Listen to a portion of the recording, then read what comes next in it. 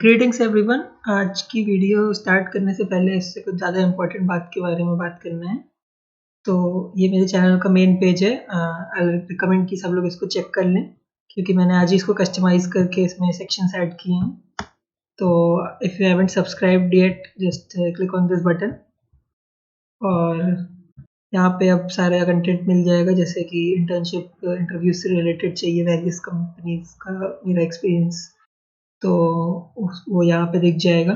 उसके बाद ये मेरी डायनामिक प्रोग्रामिंग प्लेलिस्ट है। ये सबसे पहली चीज़ है जो मैंने इस चैनल पे करी थी और आई बीन टोल्ड कि काफ़ी अच्छी है। तो like even if you are total noob in dynamic programming and you don't know almost anything about it, so you can just click on this play all button and I think ये इस पूरी playlist की length around 2 to 3 hours होगी। तो उतनी देर में आपको like काफ़ी कुछ आ जाएगा डायनामिक प्रोग्रामिंग के बारे में, लाइक मतलब मोर देन अ वेटरन काफ़ी ज़्यादा आ जाएगा लाइक सिर्फ इस प्लेलिस्ट से। और ऑब्वियसली अलग से प्रैक्टिस तो करनी पड़ेगी।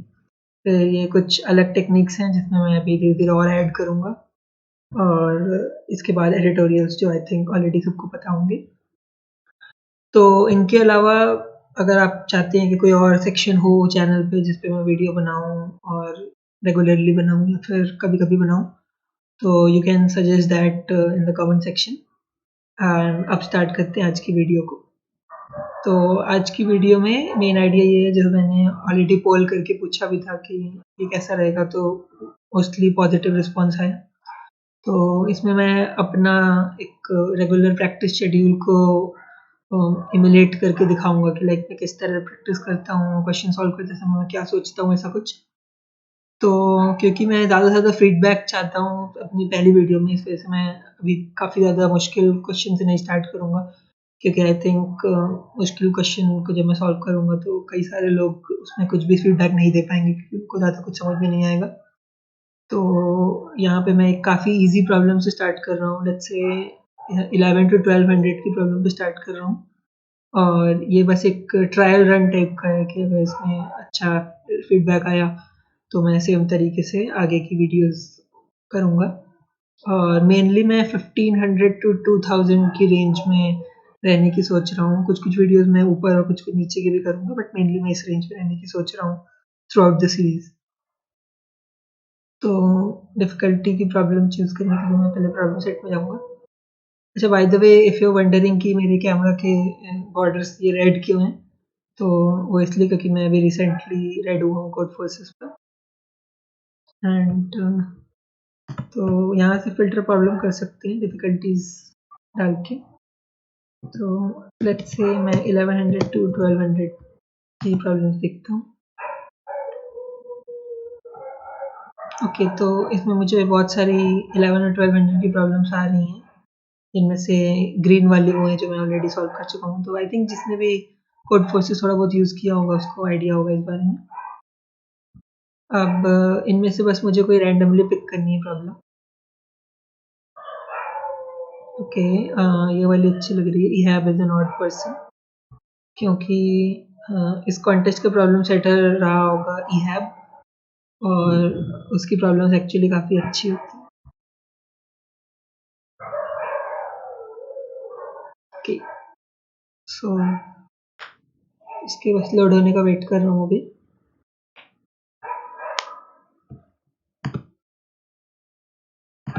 Okay, okay, so you're given an array A of length n. You can perform the following operation on it as many times as you want. Pick two integers ij such that ai plus aj is odd, then swap ai and aj.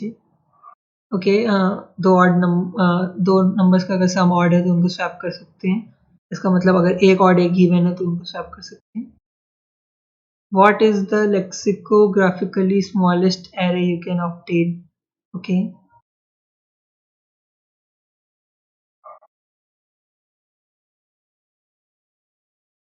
Okay, तो लेक्सिकोग्राफिकल का तो मतलब पता ही है कि basically कितना ज़्यादा मतलब हमें लाइक सॉर्ट करने की कोशिश करनी है इसको, और अगर नहीं सॉर्ट कर पाए तो मतलब हमें बस ट्राई करना है कि सबसे छोटे एलिमेंट एकदम शुरू में जाते हैं। तो आई थिंक अगर सारे एलिमेंट्स इवन हैं या सारे एलिमेंट्स ऑड हैं तो हम कुछ भी चेंज नहीं कर पाएंगे, क्योंकि तब एक भी स्वैप वैलिड नहीं होगा, क्योंकि स्वैप करने के लिए उन दोनों का सम ऑड होना चाहिए, तो एक ऑड एक इवन होना चाहिए। तो आई थिंक अगर सारे एलिमेंट्स ऑड हैं, सारे एलिमेंट्स ऑड हैं या सारे एलिमेंट्स इवन है, तो हम कुछ भी चेंज नहीं कर सकते हैं, तो जो इनपुट होगा वही आउटपुट होगा। बट अगर एक एलिमेंट ऑड है और एटलीस्ट एक ऑड एटलीस्ट एक इवन है, तो आई थिंक हम सिर्फ इन्हीं दो एलिमेंट्स को यूज करके पूरी एरे में जहां भी चाहें स्वैप कर सकते हैं। जैसे कि लेट्स से कि पहला एलिमेंट हमारा ऑड है और एरे में कहीं भी एक इवन एलिमेंट है, तो सबसे पहले तो हम पहले स्टेप में इन दोनों को स्वैप कर सकते हैं। तो हमारे पास पहली वाली पोजीशन पे एक इवन एलिमेंट आ जाएगा और कहीं और ऑड आ जाएगा। इसका मतलब कि मैं पहली पोजीशन पे इवन या ऑड कुछ भी रख सकता हूँ एज पर माय विश। तो अब मैं क्या करने की कोशिश करूँगा कि मैं इस पोजीशन पे सबसे छोटे एलिमेंट को रखने की कोशिश करूँगा, फिर सेकंड नंबर पे सबसे छोटे वाले को मैं सेकंड पोजीशन पे रखने की कोशिश करूँगा। तो लेट मी जस्ट थिंक कि क्या ये आइडिया मेरा सही है या नहीं, कि अगर एक भी ऑड एक भी इवन है तो हम एरे को जैसे चाहे वैसे रीअरेंज कर सकते हैं।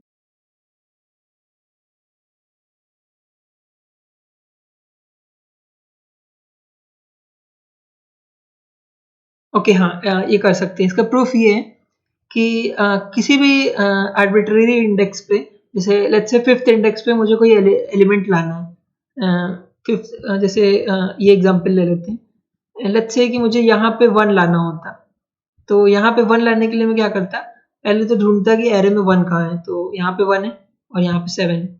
अब 1 और 7 की पेरिटी सेम है।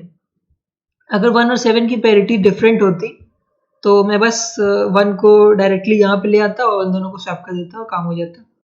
बट क्योंकि 1 और 7 की पेरिटी डिफरेंट है, सॉरी, क्योंकि पेरिटी सेम है दोनों की, तो इन दोनों को मैं डायरेक्टली स्वैप नहीं कर सकता हूँ। तो अब मैं क्या करूँगा कि यहाँ पे मुझे 1 लाने के लिए पहले मैं यहाँ पर कोई इवन नंबर ले आऊँगा, जैसे कि 4। तो मैं 4 और 7 को स्वैप कर दूँगा, तो मेरे पास यहाँ पे 4 हो जाएगा, यहाँ पे 7 हो जाएगा। अब क्योंकि यहाँ पे 4 है, तो मैं 1 और 4 को स्वैप करके यहाँ पे 1 को ला सकता हूँ।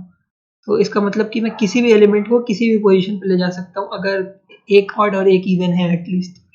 और अगर सारे ऑड या सारे इवन है, तो फिर हम कुछ भी चेंज नहीं कर सकते हैं और जो इनपुट होगा वही आउटपुट होगा। तो अब मैं इसको इम्प्लीमेंट करता हूँ।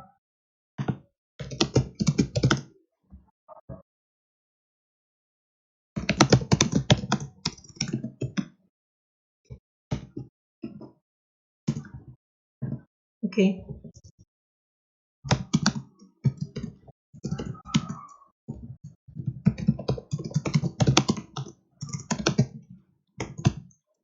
ये REP मेरा एक मैक्रो है। ये बेसिकली एक लूप चला रहे हैं जिसमें I 0 से n-1 तक चलेगा, जिसको मैंने यहाँ पे डिफाइन कर रखा है। एनीवे, तो अब मैंने इनपुट ले लिया। अब मुझे दो बुलियन वेरिएबल चाहिए, बुलियन इवन फाउंड और ऑड फाउंड। ओके, अब अगर ये टर्म ऑड है तो फिर मैं कह सकता हूँ कि ऑड फाउंड हो गया, अदरवाइज इवन फाउंड। ओके, अब अगर odd found and even found, मतलब अगर एटलीस्ट एक ऑड एक इवन है, तो बस सॉर्ट कर सकते हैं हम और प्रिंट कर देंगे। और अगर ये दोनों नहीं है तो फिर हम कुछ भी चेंज नहीं कर सकते। तो अब बस हमें इनपुट वाले वेक्टर को प्रिंट करना है, और अगर ऑड और इवन दोनों है तो ये सॉर्ट हो चुका है।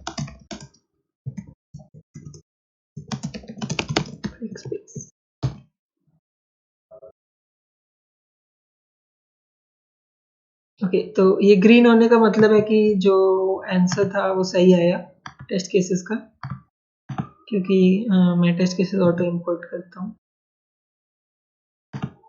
अब मैं इसको सबमिट करके देखता हूँ कि यह सोल्यूशन सही है या नहीं।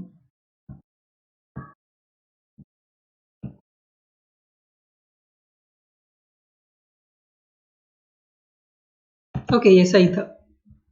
तो इनिशियली मैं सोच रहा था कि मैं एक ही प्रॉब्लम सॉल्व करूंगा, बट क्योंकि ये काफ़ी ज़्यादा जल्दी हो गई तो ऐसा करते हैं कि इनमें से कोई एक और प्रॉब्लम कर लेते हैं। ये 1200 की थी क्योंकि, तो अब मैं एक 1100 की कर लेता हूँ।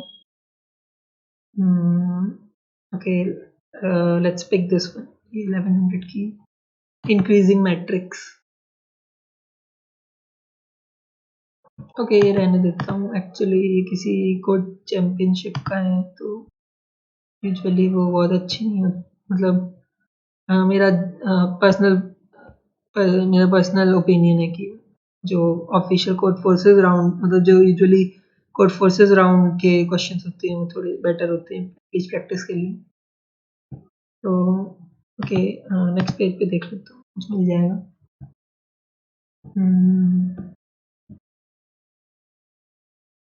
ओके, ये अच्छा लग रहा है, non coprime partition.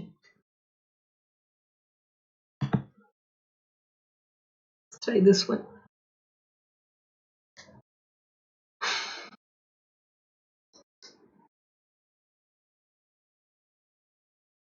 Okay, find out if it is possible to partition the first n positive numbers into two non-empty disjoint sets such that GCD of sum S1 and S2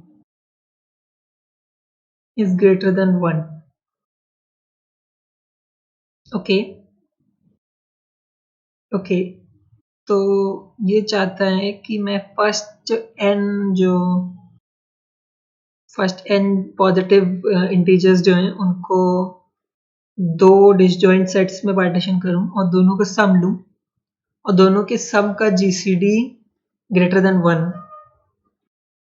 तो और GCD है greatest common divisor, जो कि highest common factor होता है। Okay okay, तो I think सबसे ज़्यादा इजी जीसीडी को 1 से बड़ा बनाने का तरीका है आई थिंक 2 बनाना। और 2 बनाने के लिए जीसीडी को हम ऐसा कर सकते हैं कि बस हमें दोनों साइड्स पे इवन चाहिए सम, और अगर total number of odd numbers अगर इवन है, इस रेंज में जितने total number of odd numbers हैं अगर वो इवन है, तो मैं ऐसा कर सकता हूँ कि सारे इवन नंबर्स को एक तरफ डाल दूँ, सारे ऑड नंबर्स को एक तरफ डाल दूँ, तो दोनों का सम क्योंकि इवन होगा तो जीसीडी ऑब्वियसली 2 हो जाएगा। और अगर ऐसा नहीं हो रहा है, अगर ऐसा करना पॉसिबल नहीं है, तो लेट्स सी हम क्या कर सकते हैं फिर।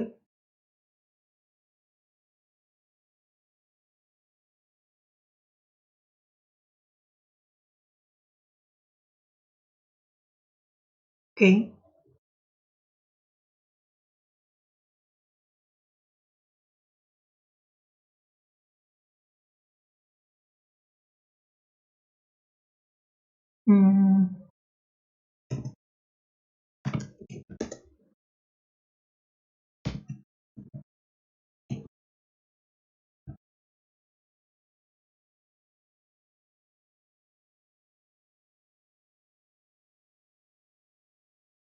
ओके, तो दोनों सेट्स प्रिंट करना। तो अगर मैं फर्स्ट n नंबर्स को ऐड कर दूं तो उनका सम होता है n into n plus 1/2। Okay, अगर मैं इनमें से लास्ट एलिमेंट केवल छोड़ दूं तो ये सम हो जाएगा n इंटू n माइनस 1/2, और लास्ट एलिमेंट होगा n। तो इन दोनों का जीसीडी, क्या इन दोनों का जीसीडी ग्रेटर देन 1 हो सकता है? क्योंकि ये एक इजी तरीका है पार्टीशन करने का। तो आई थिंक यहाँ पर हमें ये दिख रहा है कि इन दोनों में ही न्यूमरेटर में n तो है ही, राइट। तो अगर आई थिंक n कुछ भी हो, इन दोनों का GCD I mean n equal to 1 को छोड़ के, n इक्वल टू 1 में तो पार्टीशन इम्पॉसिबल है, वो तो ट्रिवियल केस है, नो। और वो इसलिए इम्पॉसिबल है क्योंकि हमें दोनों सेट्स को नॉन एम्प्टी चाहिए, और जब एक ही एलिमेंट है तो दो सेट्स नॉन एम्प्टी और डिसजॉइंट एक साथ नहीं हो सकते, तो 1 पे तो इम्पॉसिबल है ही, और 2 पे भी इम्पॉसिबल है क्योंकि 2 पे पार्टीशन करने का एक ही तरीका है, 1 और 2, तो वो तो डेफिनेटली मतलब वो तो डेफिनेटली इनवैलिड है, तो 1 और 2 पे तो आंसर नो होगा। आई थिंक 2 से बड़ी किसी भी वैल्यू के लिए ये आंसर यस होना चाहिए, केवल इस पार्टीशन के लिए, क्योंकि लेट्स से n का कोई भी एक प्राइम फैक्टर है, तो वो इसके न्यूमरेटर में भी है और इसके न्यूमरेटर में भी है। उनमें से हो सकता है कि एक 2 हट जाए, लेकिन अगर n 2 से बड़ा है तो उसमें या तो 2 एक बार से ज़्यादा बार होगा या फिर कोई और एक्स्ट्रा प्राइम फैक्टर होगा, और वो इन दोनों टर्म्स में बच जाएगा। तो ये दोनों टर्म्स हमेशा एक साथ काम कर जाएंगी। मतलब अगर अगर मैं 1 से लेकर n-1 तक सारे नंबर्स को ऐड कर दूं और दूसरे बकेट में केवल n को डाल दूं, तो इन दोनों का GCD हमेशा ग्रेटर देन 1 आएगा अगर n ग्रेटर देन 2 है, और n इक्वल टू 1 या 2 के लिए ये इम्पॉसिबल। तो अब बस इसे इम्प्लीमेंट करना है।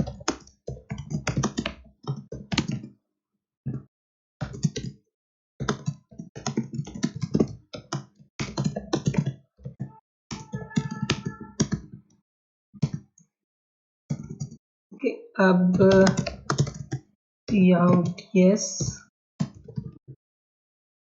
यस के बाद आउट, पहली लाइन में n-1 टर्म्स प्रिंट कर रहा हूँ, और वो टर्म्स हैं for int I equal to 1, I is smaller than n,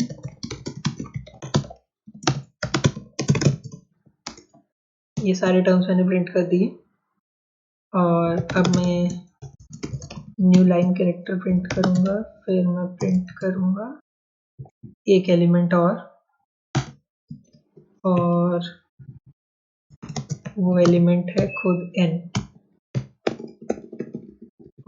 तो ये काम कर जाना चाहिए हर केस में, और इससे सही आंसर आना चाहिए।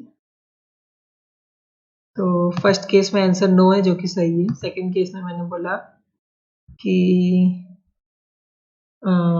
फर्स्ट सेट में दो नंबर्स लूँ 1 और 2, और सेकंड सेट में एक नंबर लूँ 3, तो इन दोनों का सम है 3, और इन दोनों इसका सम भी 3 है, तो 3 और 3 का GCD 3 है, जो कि 1 से ज़्यादा है, तो ये एक वैलिड पार्टीशन है। तो इसको सबमिट करके देखता हूँ कि आंसर सही है या नहीं।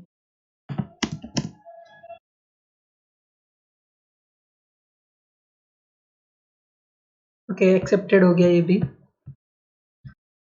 तो इस वीडियो के लिए इतना ही, और अगर इस तरह की वीडियोस को देखते रहना है तो चैनल को सब्सक्राइब कीजिए और बेल आइकन हिट कर दीजिएगा, जिससे कि आपको डायरेक्ट नोटिफिकेशन आ जाए आपकी होम स्क्रीन पर, अगर आप फ़ोन यूज़ करते हैं। And thank you for watching.